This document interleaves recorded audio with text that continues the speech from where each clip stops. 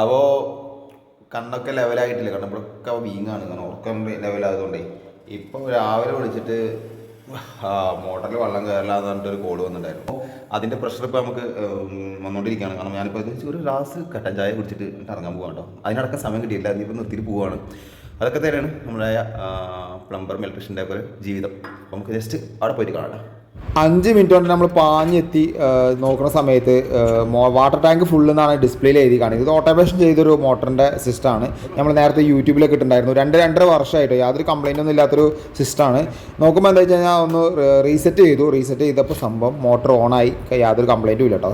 അപ്പോൾ തന്നെ പൈതി ജീവൻ കിട്ടി. കാരണം എന്താ വെച്ച് കഴിഞ്ഞാൽ ഇത് ഏകദേശം 8 വീടാണ്, 16 ബാത്റൂമാണ്, അത്രയും ആൾക്കാരായി താമസിക്കുന്നതാണ്, ഡോക്ടർമാരെ കംപ്ലീറ്റ് ഉള്ളത് കേട്ടോ.